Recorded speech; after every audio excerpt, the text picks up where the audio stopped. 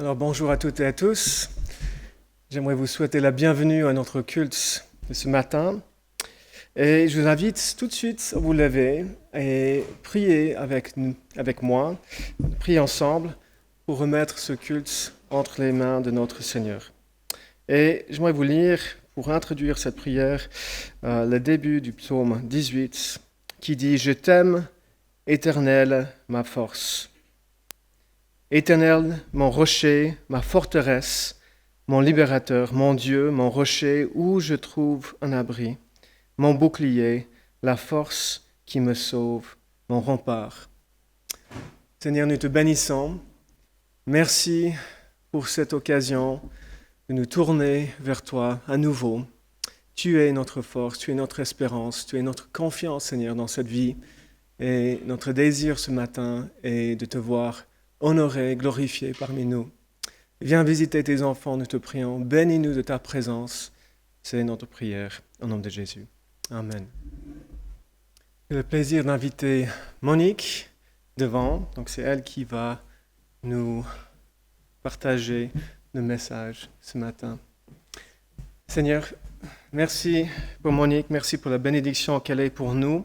Et nous te prions, Seigneur, de la fortifier, de l'inspirer et de continuer à l'utiliser pour l'avancement de ton règne ici à Fribourg. Amen.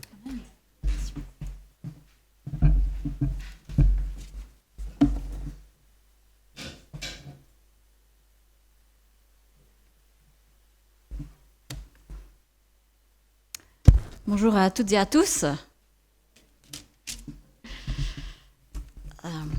Sauf erreur, demain c'est le début des vacances scolaires dans le canton de Fribourg. Je ne sais pas si vous avez prévu de prendre des vacances ou de partir. Si c'est le cas, je vous souhaite de bonnes vacances. Alors peut-être que le timing va vous surprendre un peu, mais ce matin j'avais envie de lire un passage dans la Bible qui nous parle de travail. Parce que finalement, vacances ou pas, le travail joue un rôle très important dans nos vies. Et ce, même si on n'est pas salarié. En effet, il n'y a pas que le travail rémunéré ou salarié dans nos vies, mais il y a aussi toutes ces tâches finalement qu'on fait et pour lesquelles on n'est pas payé, mais qui sont finalement du travail. Par exemple, toutes ces tâches que nous faisons à fin utile à la maison, comme s'occuper de nos enfants, cuisiner, faire les nettoyages, faire des réparations, remplir sa fiche d'impôt, la lessive, s'occuper des malades ou des personnes âgées dans nos familles, et j'en passe. Et puis il y a aussi ce travail que nous faisons bénévolement pour nos voisins, pour notre commune, pour notre quartier, pour des associations sportives ou caritatives, et puis pour l'Église. Parce que finalement, nettoyer l'église, par exemple, c'est du travail. Même si on n'est pas payé, et même si on le fait de bon cœur. J'aimerais donc vous inviter à lire avec moi un texte bien connu, mais qui nous parle de travail. Et il est assez facile à trouver. Il s'agit de Genèse, chapitre 1, verset 1. Genèse chapitre 1, verset 1, et je lirai jusqu'au chapitre 2, verset 3. Au commencement, Dieu créa le ciel et la terre. La terre n'était que chaos et vide. Il y avait des ténèbres à la surface et de l'abîme, et l'Esprit de Dieu planait au-dessus de l'eau. Dieu dit qu'il y ait de la lumière, et il y eut de la lumière. Dieu vit que la lumière était bonne, et il sépara la lumière des ténèbres. Dieu appela la lumière jour et les ténèbres nuit. Il y eut un soir et il y eut un matin. Ce fut le premier jour. Dieu dit qu'il y ait une étendue entre les eaux pour les séparer les unes des autres. Dieu fit l'étendue et sépara ainsi l'eau qui est au-dessous de l'étendue de celle qui est au-dessus. Cela se passa ainsi. Dieu appela l'étendue ciel, il y eut un soir, il y eut un matin, ce fut le deuxième jour. Dieu dit que les eaux qui sont au-dessous du ciel se rassemblent à un seul endroit et que le sec apparaisse. Et cela se passa ainsi. Dieu appela le sec terre et la masse des eaux mer. Dieu vit que cela était bon. Puis Dieu dit que la terre produise de la verdure, de l'herbe à graines, des arbres fruitiers qui donnent du fruit selon leur espèce et qui contiennent leurs semences sur la terre. Et cela se passa ainsi. La terre produisit de la verdure, de l'herbe à graines selon son espèce, et des arbres qui donnent du fruit et contiennent leurs semences selon leur espèce. Dieu vit que c'était bon. Il y eut un soir et il y eut un matin.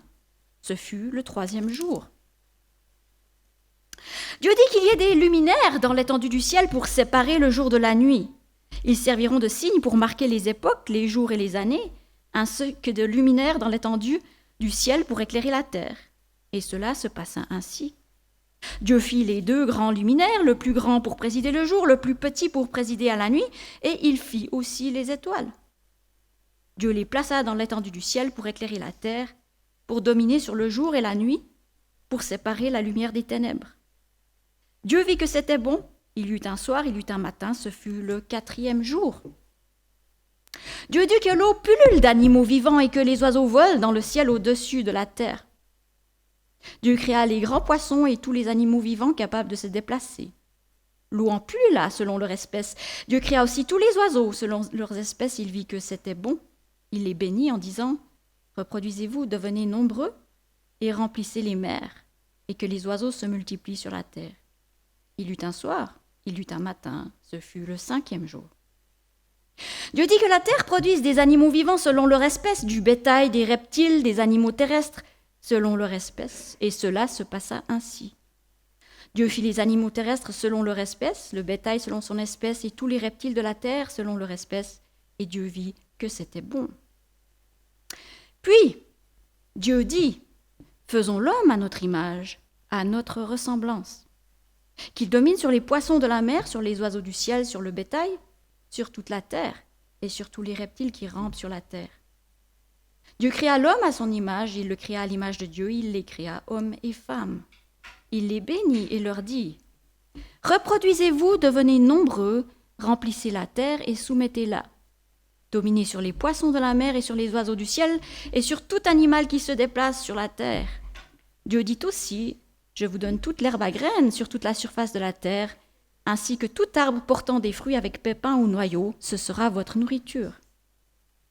À tout animal de la terre, à tout oiseau du ciel et à tout ce qui se déplace sur la terre et à ce qui est animé de vie, je donne toute l'herbe verte pour nourriture. » Et cela se passa ainsi. Dieu regarda tout ce qu'il avait fait, il constata que c'était très bon. Il y eut un soir, il y eut un matin, ce fut le 6e jour. C'est ainsi que furent terminés le ciel et la terre et toute leur armée. Le 7e jour, Dieu mit un terme à son travail de création. Il se reposa de toute son activité le 7e jour. Dieu bénit le 7e jour et en fit un jour saint, parce que ce jour-là, il se reposa de toute son activité, de tout ce qu'il avait créé.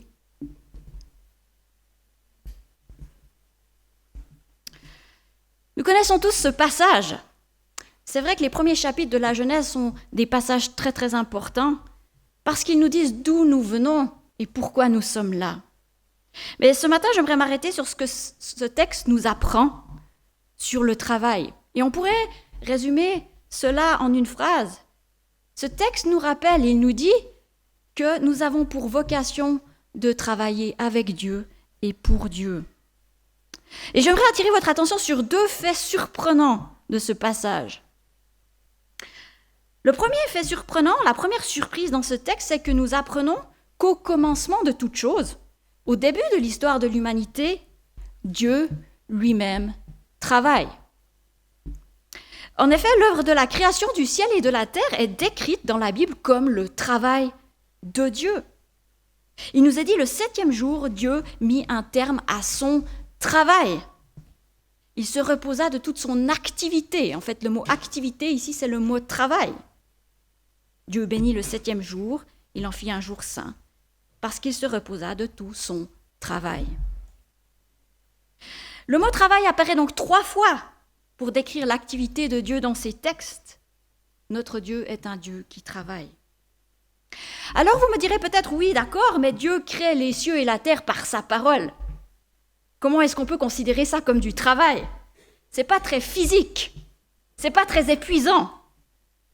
Et pourtant, la Bible décrit les activités de Dieu comme du travail. Et ce qu'il faut comprendre, c'est que si le travail est souvent fatigant pour nous, ce n'est pas le cas pour Dieu, qui ne se fatigue jamais. D'ailleurs, quand il est dit dans la Bible que le 7e jour, Dieu se reposa, ce n'est pas parce qu'il était fatigué, mais c'est parce qu'il a décidé d'arrêter son travail un moment. Il est aussi intéressant de réaliser que finalement, même après qu'il ait arrêté son travail de création, la Bible nous montre qu'en fait Dieu continue de travailler dans l'histoire. Il y a plusieurs fois dans la Bible où Dieu est décrit comme continuant de travailler et de préserver sa création. Il continue d'arroser la terre. Il y a des passages qui nous disent qu'il nourrit les animaux. Et puis il est aussi à l'œuvre en fait dans son œuvre de rédemption. Il sauve Israël, ensuite il nous sauve.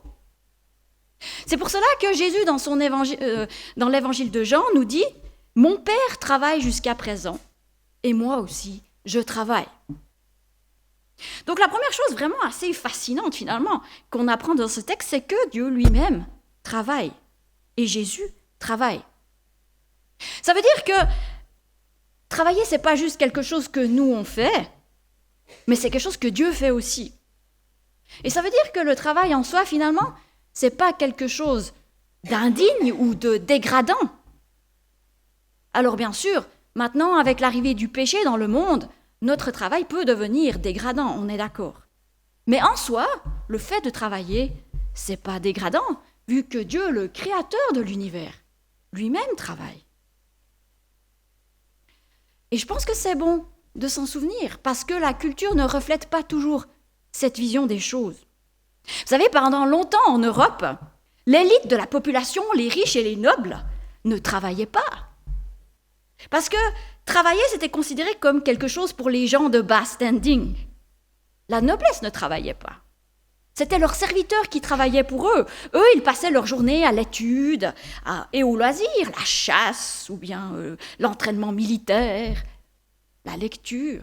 Alors bien sûr, ces choses, ça peut être du travail, mais eux ne le considéraient pas comme du travail, ils le faisaient juste pour le plaisir. Pourquoi ? Parce que la mentalité, c'était que quelqu'un de bien né n'a pas besoin de travailler. Surtout pas du travail manuel.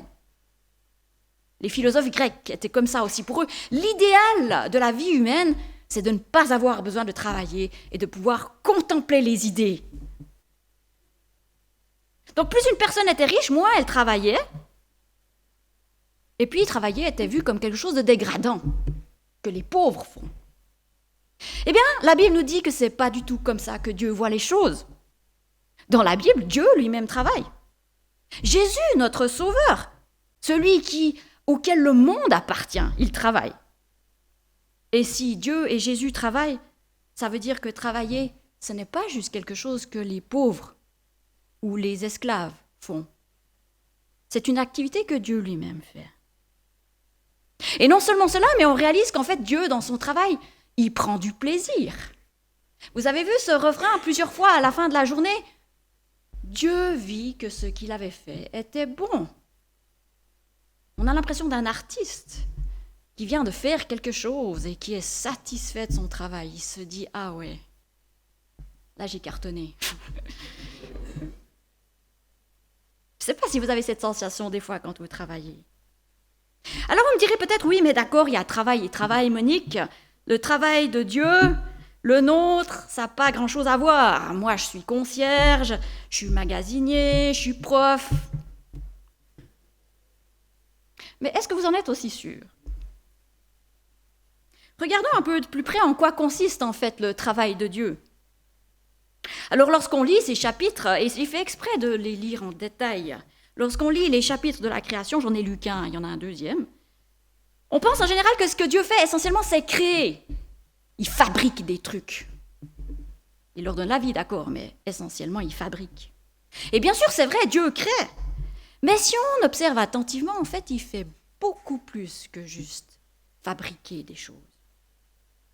Il forme, il sépare, il met de l'ordre, il arrange, il remplit ce qui est vide, il donne des noms, il donne des fonctions à ce qu'il crée et ce qu'il met en place. On le voit dès le 2e verset, Certaines versions nous disent, au début, la terre était informe et vide. Et qu'est-ce que fait Dieu, en fait, après? Il forme et il remplit. Il donne une forme à cette terre informe et il remplit les différents espaces.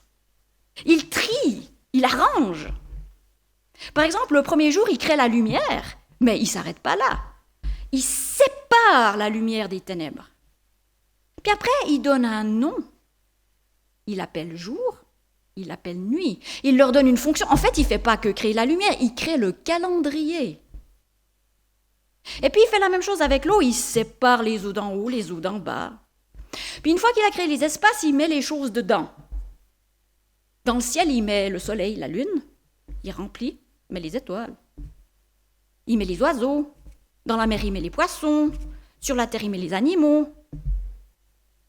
Donc Dieu il fait plus que juste créer, il arrange, il trie, il remplit, puis il donne des fonctions bien précises.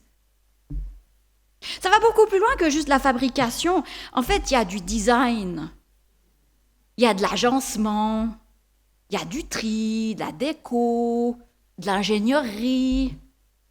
Et puis au chapitre 2, on voit il fait encore plus, il met encore plus d'ordre parce qu'il fait carrément un jardin.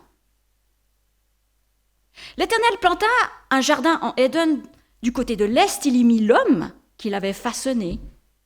Dieu fit pousser du sol des arbres de toutes sortes, agréables à voir et porteurs de fruits à manger. Un fleuve sortait d'Éden pour arroser le jardin, et de là il se divisait en 4 bras. Donc là, on est vraiment dans de l'arrangement. Dieu n'a pas mis l'homme juste comme ça dans la nature sauvage et hostile, il a fait un jardin. Il a planté des arbres, il a irrigué avec des fleuves. Ça, c'est clairement le travail d'un paysagiste, à ma connaissance. Bref, ce que Dieu fait au commencement, c'est pas juste créer. Il forme, il met de l'ordre, il sépare, il trie, il donne des noms, des fonctions. En bref, il transforme le chaos du début en quelque chose de beau, d'harmonieux. Est-ce que c'est pas un peu ça aussi le travail du concierge, du magasinier, même du prof? Je ne vais pas dire que c'est le chaos dans les salles de classe. Mais est-ce que ce n'est pas aussi un peu notre travail quand on éduque les gens, de les accompagner pour les aider à apprendre à faire de l'ordre, à arranger les choses, à donner des noms aux choses? Et ça nous amène à la deuxième surprise de ce texte. Non seulement le Dieu que nous servons est un Dieu qui travaille sans se fatiguer, on est bien clair, mais c'est que Dieu nous crée, et la première chose qu'il fait, c'est nous donner un travail. Dans Genèse 1, 26 et 27, nous lisons « Faisons l'homme à notre image, à notre ressemblance, qu'il domine sur les poissons de la mer, sur les oiseaux du ciel, sur le bétail, sur toute la terre et sur tous les reptiles qui rampent sur la terre. » Dieu créa l'homme à son image, il le créa à l'image de Dieu. Il créa l'homme et la femme. Dieu les bénit, il leur dit « Reproduisez-vous, devenez nombreux, remplissez la terre et soumettez-la. Dominez sur les poissons de la mer, sur les oiseaux du ciel et sur tout animal qui se déplace sur la terre. »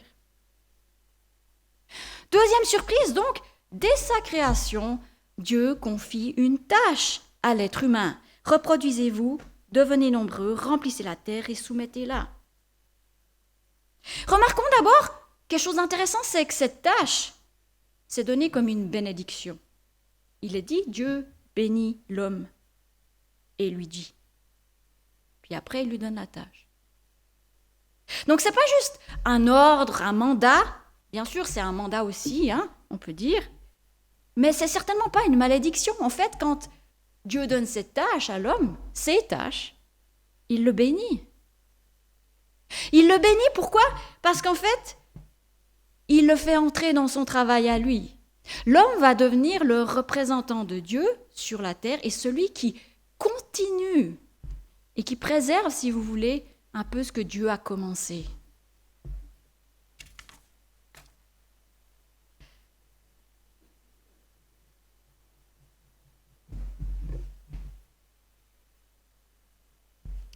Plus loin, il nous a dit que Dieu a mis l'homme dans le jardin d'Éden pour qu'il le cultive et le garde. Donc on voit que dès son commencement, l'homme avait des tâches confiées par Dieu. Et c'est intéressant de constater que l'homme avait une tâche déjà dans le jardin d'Éden. Comme le disait un commentateur, il y avait du travail même dans le paradis. Le travail en soi, donc, ce n'était pas une malédiction, c'était une bénédiction. C'était une des façons par laquelle l'homme pouvait être cette image de Dieu. Parce que qu'est-ce que ça veut dire que Dieu a créé l'homme à son image? Ça veut dire beaucoup de choses, mais entre autres, on sait que dans l'Antiquité, les rois plaçaient souvent des statues d'eux-mêmes dans certains endroits de leur royaume, surtout les endroits assez éloignés de leur capitale, d'où eux se trouvaient. Et pourquoi est-ce qu'ils plaçaient ces statues d'eux-mêmes? En fait, c'était pour que les gens se souviennent d'eux et se souviennent de leur autorité. Donc, en voyant l'image du roi, ils se souvenaient, ah ouais, il y a le roi, c'est juste, c'est lui, voilà. Enfin, c'était un petit peu cette fonction-là. Et probablement qu'ici, c'est un petit peu cette idée qu'il y a aussi. Finalement, Dieu a créé l'homme à son image. Et une des façons dont on est cette image de Dieu, c'est en le représentant dans la création et en continuant, en préservant et continuant le travail que Dieu lui-même a fait. Alors, c'est quoi finalement cette tâche que le Seigneur confie à l'être humain? Au verset 28, nous lisons « Dieu les bénit et leur dit « Reproduisez-vous, devenez nombreux, remplissez la terre et soumettez-la. Dominez sur les poissons de la mer, sur les oiseaux du ciel et sur tout animal qui se déplace sur la terre. »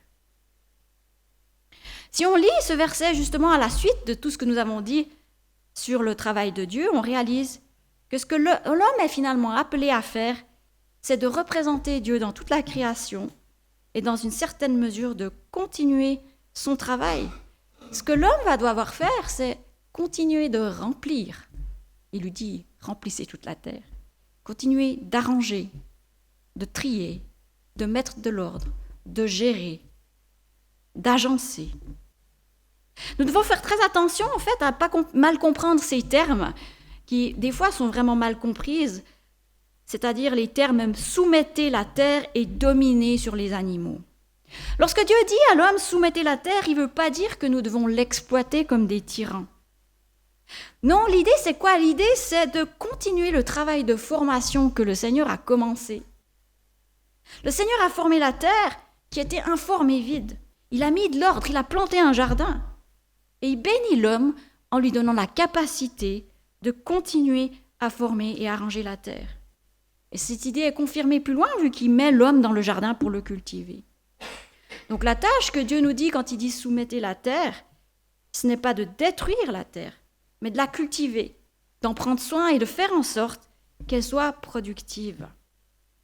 La même chose, lorsque Dieu dit « dominer sur les animaux », il ne veut pas dire exploiter les animaux, mais présider sur eux. Et à ce propos, juste au chapitre 2, dans Genèse 2, on a vraiment un récit fascinant où Dieu donne la tâche à l'être humain de donner des noms aux animaux. Genèse 2, 19, « L'Éternel Dieu façonna à partir de la terre tous les animaux sauvages et tous les oiseaux du ciel. Puis il les fit venir vers l'homme pour voir comment il les appellerait. Il voulait que tout être vivant porte le nom que l'homme lui donnerait. L'homme donna des noms à tout le bétail, aux oiseaux du ciel et à tous les animaux sauvages. » Il me semble ici qu'il y a le travail d'un zoologue ou d'un scientifique qui doit donner des noms aux choses. En fait, la mission de Dieu, soumettez la terre, remplissez la terre et dominez sur les animaux, c'est prendre soin de la terre et de ses animaux, de ses habitants animaux. C'est continuer à cultiver, c'est prolonger le travail d'arrangement, de conservation et de préservation que Dieu a commencé dans la création. C'est aussi continuer de remplir ce que Dieu a commencé à remplir. Alors, qu'est-ce que ça a à voir avec notre travail aujourd'hui? Eh bien, je crois que si on comprend vraiment ce mandat que Dieu a donné à l'être humain au début, comme continuer, poursuivre ce que Dieu a déjà commencé, eh bien, beaucoup des tâches que nous faisons aujourd'hui entrent dans cette catégorie. Alors bien sûr, quand on a un métier en lien avec la nature, comme un agriculteur, un maraîcher, un jardinier, un forestier, un berger, un paysagiste, tous les métiers scientifiques qui étudient la nature, qui cherchent à établir, à favoriser un écosystème sain pour les animaux, pour nous. Dans ce genre de métier, c'est relativement facile de voir le lien avec la tâche que Dieu a donnée à l'humanité. Mais Dieu nous a aussi donné pour mandat de nous multiplier et de remplir la terre. Je ne pense pas qu'on va prendre ça nécessairement totalement littéralement, mais c'est quand même une partie du mandat. Et là, en général, on pense tout de suite que ce que Dieu veut dire, c'est faire des enfants. Alors bien sûr, c'est faire des enfants, mais ce n'est pas uniquement ça. Parce que remplir la terre, ça veut dire qu'on doit développer des sociétés où l'être humain peut vivre ensemble. Ça veut dire qu'on a besoin finalement d'avoir des structures, d'avoir des sociétés où on peut grandir, où on peut se développer, où on peut être florissant. Ça veut dire qu'on a besoin d'un tas d'autres métiers finalement, comme des gens qui sont capables de construire des maisons, des ingénieurs en génie civil pour savoir comment faire des villes, des villages qui respectent l'environnement. On a besoin de gens qui sachent faire des lois justes, des lois viables, pour qu'on puisse vivre en harmonie. On a besoin de gens qui sachent éduquer les enfants, former des jeunes. On a besoin de gens qui sachent prodiguer des soins, soigner les malades, s'occuper des personnes âgées. On a besoin de gens qui nous amènent de la nourriture, des livreurs, des routiers, des magasiniers. On a besoin de gens qui sachent nettoyer, des cantonniers, des éboueurs, parce qu'autrement on serait plein de rats et de maladies. Bref, vous voyez où je veux en venir. Finalement, beaucoup des choses que nous faisons dans notre vie quotidienne, que ce soit dans notre métier ou chez nous à la maison, fait un peu partie de ce mandat que Dieu nous a donné en tant qu'être humain. Malheureusement, le péché est entré dans le monde et l'homme a voulu vivre sans Dieu.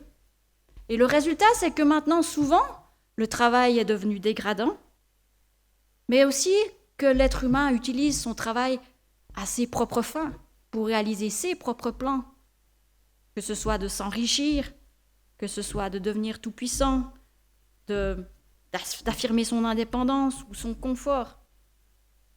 Et bien sûr, avec tout cela, l'homme s'est mis à exploiter à outrance la terre et ses semblables, les animaux, tout ça.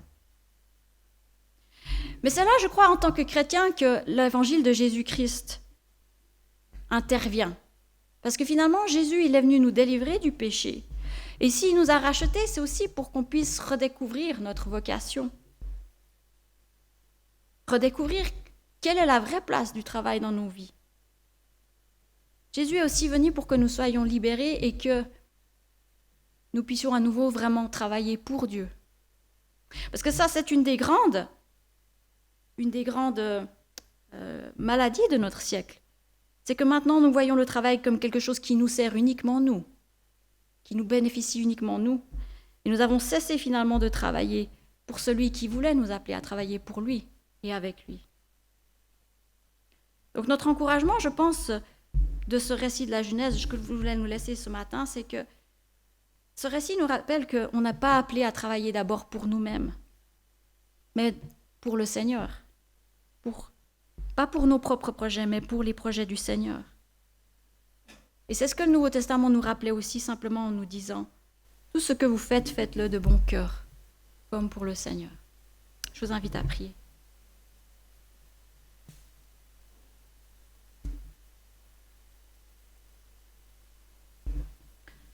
Seigneur, merci de nous avoir créés à ton image. Merci de nous avoir donné les capacités, Seigneur, de travailler, Seigneur.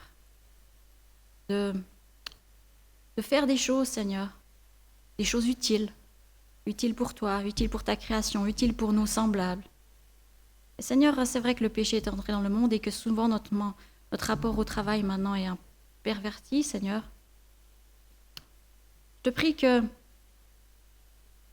tu nous aides à à voir le travail, Seigneur, comme tu veux que nous le voyons, comme un service pour toi, Seigneur, comme quelque chose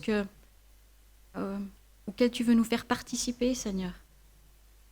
Merci, Seigneur, de nous avoir libérés aussi, pour que nous soyons libérés des idoles de ce monde, des idoles qui veulent faire du travail notre Dieu, ou qui font qu'on utilise le travail pour atteindre nos propres buts. Seigneur, nous te prions que ton œuvre puisse être faite en nous et que tout ce que nous fassions, Seigneur, que ce soit chez nous à la maison, que ce soit bénévolement, que ce soit dans l'Église, que ce soit aussi, Seigneur, sur nos lieux de travail respectifs. Que tout ça soit pour ta plus grande gloire, Seigneur. Que nous puissions vraiment refléter cette image de toi dans tout ce que nous faisons. Amen. Alors, merci Monique pour ce message sur le travail. En tant qu'enseignant, je fais partie de ceux et celles qui bénéficient d'une pause. Et je suis aussi reconnaissant pour cela. Mais j'ai encore 4 enfants, donc il y a du boulot à la maison.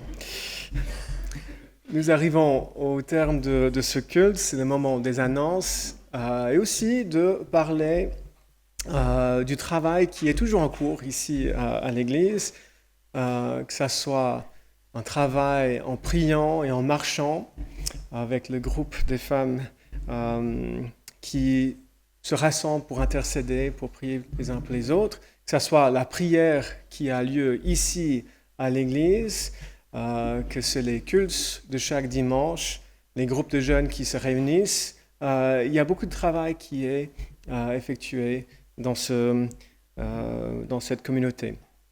Et j'aimerais aussi inviter Audrey à venir devant nous parler de la fête des moissons.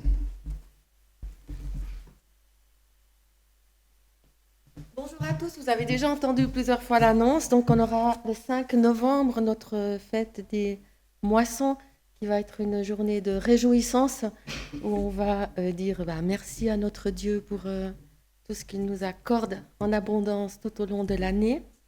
Donc comme d'habitude, vous trouvez les petites enveloppes derrière pour l'offrande. Vous trouvez aussi le programme de la journée. Donc ça commence à 9h15 avec l'accueil, croissant, café, thé, etc. On aura un repas canadien à midi. Donc vous pouvez prendre, comme les années précédentes, tout ce que vous avez à cœur d'amener en 2 exemplaires. On va faire 2 services exactement identiques, de sorte à ce qu'on puisse servir les gens assez rapidement. On va aussi essayer cette année de limiter un tout petit peu nos déchets. Donc volontiers, si vous pouvez prendre vos propres services, assiettes, couteaux, fourchettes, etc. L'après-midi, on aura des activités, quelques ateliers, c'est une surprise. Et puis ça se termine à 16h. Et pour vous préparer à la journée, vous avez une référence biblique. Si jamais les enfants peuvent aussi vous expliquer l'histoire parce qu'on l'a prise avec eux à l'école du dimanche. Et puis, on a aussi l'offrande en nature. Ça veut dire, comme les années précédentes, on peut amener de la nourriture, des produits de première nécessité. Cette année, de sorte à pouvoir un tout petit peu gérer tout ce qu'on reçoit pour pouvoir aussi redistribuer de façon équitable. On a préparé des petits coupons comme ça que vous pouvez prendre derrière. Le but, c'est que, par exemple, si je veux apporter 10 kilos de riz, je prends 10 coupons de riz. Comme ça, je prends autant de coupons que je veux, entre 0 et 100, voilà. Et on amène exactement ce qu'on a pris sur les coupons. Ça nous permet ensuite de pouvoir gérer un petit peu les stocks et de ne pas avoir trop, par exemple, de farine et pas assez d'autres choses. Voilà, je vous souhaite une bonne journée.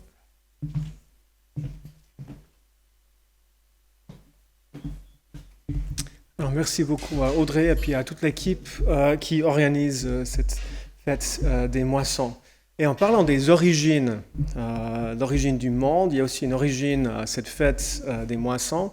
Il paraît, si je ne me trompe pas, que Alain Pielaki, qui était un des fondateurs de cette communauté ici, a été en contact avec des missionnaires américains et qu'il a été inspiré par la fête de Thanksgiving. Et je ne le dis pas parce que je suis américain, mais c'est une belle fête, où on dit, on donne, on remercie le Seigneur pour tout ce qu'il nous a donné. Et c'est aussi l'esprit de la fête des moissons. On arrive à la fin de notre culte. Je vous invite à vous lever pour prier et recevoir la bénédiction finale. Que le Dieu de l'espérance vous remplisse de toute joie, de toute paix dans la foi, pour que vous débordiez d'espérance par la puissance du Saint-Esprit. Soyez bénis au nom de Jésus-Christ. Amen. Très bon dimanche et à la prochaine.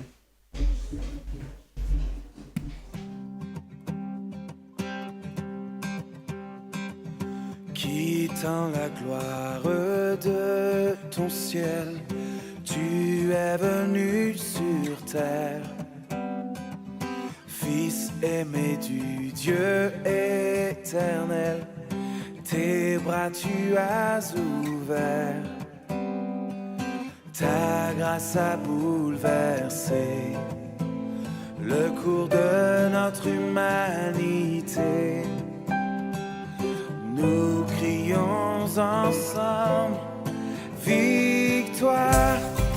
Christ est la lumière du monde. Que sa gloire couvre la terre. Puissance infinie qui libère. Son nom est saint. Il est saint. Il est saint. Nous les fils et les filles du roi entonnons chaque jour un hymne de gloire et de joie, célébrant son amour. Les nations de la terre s'inclineront devant le Père, chanteront ensemble victoire. Christ est la lumière du monde, que sa gloire couvre la terre, puissance infinie.